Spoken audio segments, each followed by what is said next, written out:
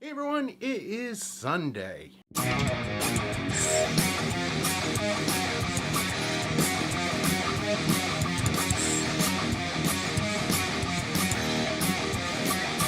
everyone, it is Sunday, and I think I'm going to do a little bit different of a vlog than I normally do. Today I'm going to do, basically a couple of weeks ago, I got a question in on how I do green screen. So what I'm basically going to do is I'm going to give you a tutorial of how I do green screen. Let me preface this by I'm not a professional in any shape, means, or anything like that.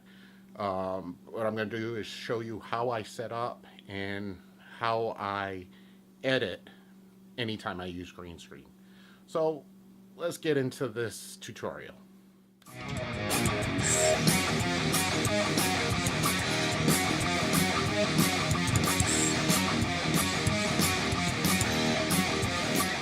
Before we get into setting up the green screen and showing you how I do this, let's just preface this on exactly what green screen is. Green screen, or chroma keying, is using a background that you can lay another video or image behind you, or even just color. Chroma keying can be used with any color. I mean, to be honest, you can use any color. You red, purple, orange. But the two most widely used colors are blue and green. Just they're generally opposite what skin tones are. So if you're going to put a person in front of a screen, you want to use the total opposite color of the skin tone so that it's a sharp contrast. Most people nowadays use green just for the general fact of blue eyes will totally destroy any type of chroma keying that you try to do, or green screen. It will either or, you can call it either thing. So generally most people and most professionals, when you watch the weather on TV, it's a green screen in the back. A lot of people don't wear green colored clothing too, because if you wear the same colored clothing that's in the background, so like this shirt here, if this was green and I have a green screen behind me, the shirt will disappear. So it'll look like my head just floating around the video. So in general, most people use green. Now, in order to do green screen, you don't need a fancy setup. I have a nice little setup with a cloth background and stands that I purchased years ago. I got at a really good price. You really don't need that in order to do green screen. You can go to like Walmart, CVS, or something like that, get green poster board, put it up on a wall behind you, tape it to a wall. It works beautiful. You can go someplace that sells cloth or linen and get a green blanket or a piece of green cloth and just hang that behind you. So you don't need to spend a lot of money to do this. The other thing that you, besides the green background, that you would need to do this is you need a nonlinear editing program that supports chroma keying. Myself, I use Final Cut Pro 10, which works excellent. After Effects and Adobe Premiere are also excellent. iMovie for the Mac works really good with chroma keying also. So there's many that I probably didn't even touch on. I'm sure Sony Vegas, I've never worked with it, but I'm sure Sony Vegas does it. And there are a ton of editing programs out there that will allow you to do chroma key. So the first thing that you need to do when doing chroma keying, or I'll call it's green screen, that's what I use, you need to set up your green screen. So basically what I'm going to do right now is set up my green screen behind me.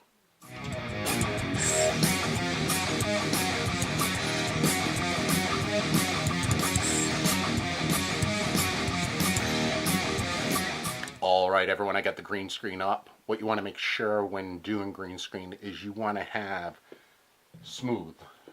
These wrinkles here and the wrinkles over in this area here, you really don't want to have those. They will show up in post and it'll be a bugger to get them out. So you want to get it as clean and as smooth as you can. If this was a professional shoot, this would be completely ironed and it'd be completely solid. But it's not a professional shoot. So I can work with this. This is very doable for a shoot. One of the most important things with doing the green screen, you need to get lighting on the back. As you can see with me waving my hand right here, you can see the shadow behind it. You can see my shadow over here. You don't want that. So I have a couple of lights. I got my newer 216 LEDs set up on the side. So we're going to fire those up. Okay, and shine them on the green.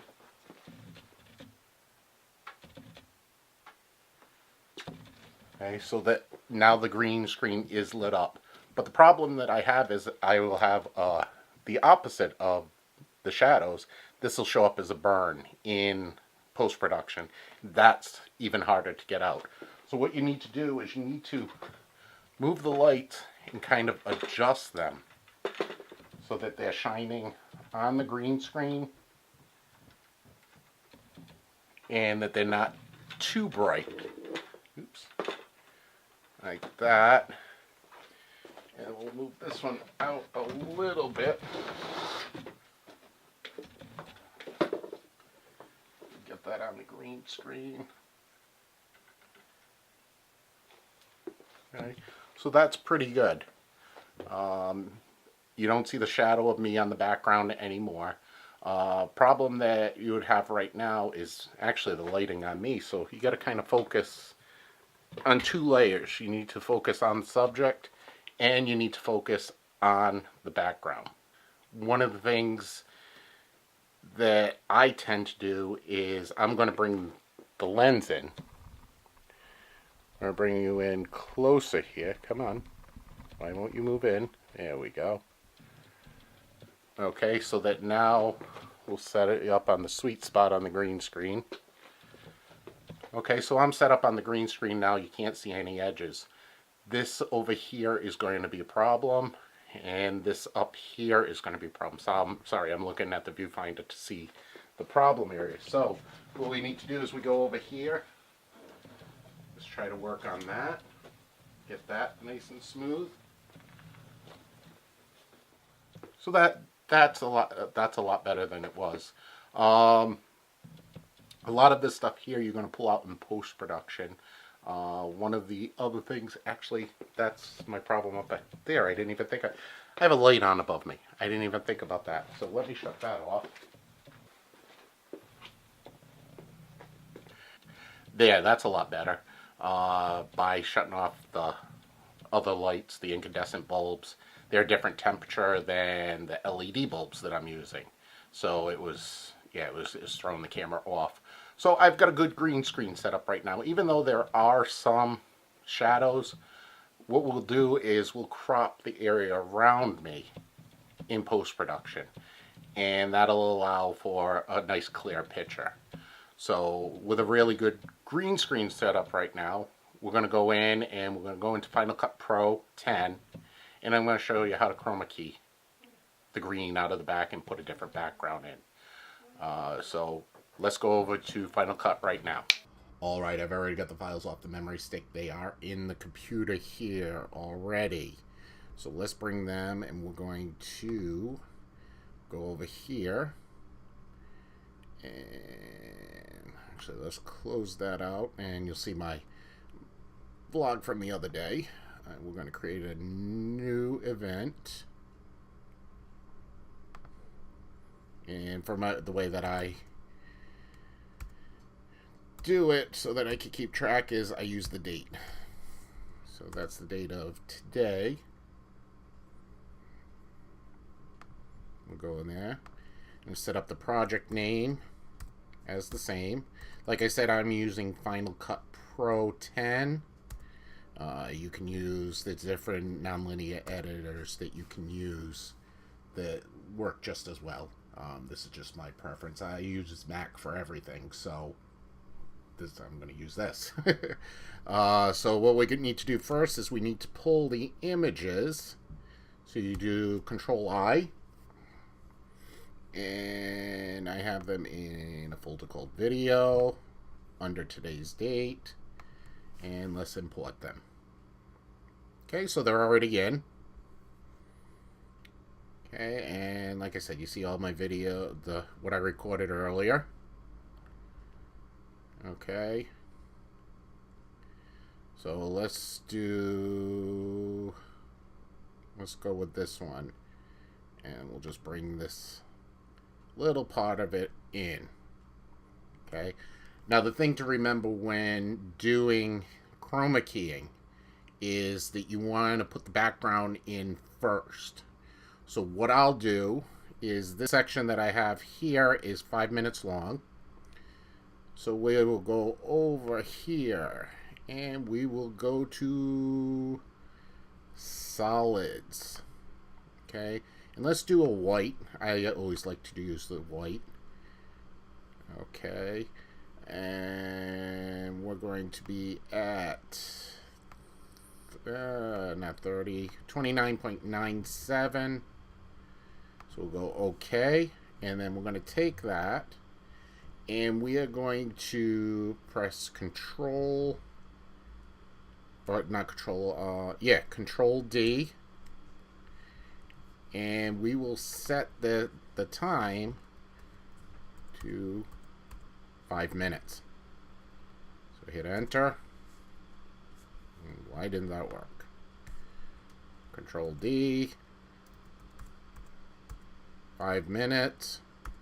And there we go. Alright, so the next part when you want to do the chroma keying is, let's get back over to our files. Here's the area that I selected. We drag it down and you put it on top of the background. Okay. So what I have here is, as you can see, I have me in front of the green screen. So I want to chroma key it. So we go over here. Oops. We click the wrong button. We go over here and we click the effects. And as you scroll down, you see keying. And then you see keyer. And that's what it looks like in the background. So we drag the keyer over on top of the timeline, put it over our film, and as you can see, remember how I had said that those folds would cause a problem. Now what we do is we go over here and we go into our controls and see we have controller here, or not keyer. And these are all the options that we can have to bring this out. So what I would do is I would select a sample color and we go right in here and you can see how it brings out those shadows. So it's nice and clean now in the background. And I mean, that's basically it for chroma keying. It's really easy. What I like to do also is I'll go down into my effects here and I will look for the vignette. Oops, which is not in keying, but it's in video. And I bring the vignette and I put it in the white. And look at that. That is perfect chroma keying. So it's easy. It's really simple to do chroma keying. I mean, that took me all of maybe 30 seconds to do. If you don't have as clean of a background, you may have to play with it and work around. But I mean, as you could see, if I shut off the keyer here, you can see the shadows that I have here. And I mean, they're gone. If you get into a case where it's too much of a shadow where this doesn't work, you can actually crop around the subject and that will get rid of those shadows. But this chroma key works perfect right here. So like I said, it's really easy to do. It's maybe intimidating the first time that you do it, but you just saw it's really easy to do. So yeah, that's chroma keying. Alright, so now what I've done is I've chroma keyed everything out and I've got a different background. There's no green showing. The lighting is pretty well. I have no shadows on the back, so that should be all cut out. Chroma keying is quite easy to do. Don't be intimidated by chroma keying. It's very simple to do, and it can add to your videos immensely. You can add so much to your videos, especially if you're doing an action video, or even you're reviewing sports, or you're reviewing a product. It's nice to put that in back. It's also, if you don't have an area that you can have a nice, clean, solid background, chroma key in the background is great. You can put this white background in right here, and it looks really nice. So play with chroma keying. It works great with the videos. I try to use it as much as I can. So yeah, like I said, I'm not a pro by any shape or form. I'm learning this stuff, and as I'm learning it, I'll try passing it on to you guys.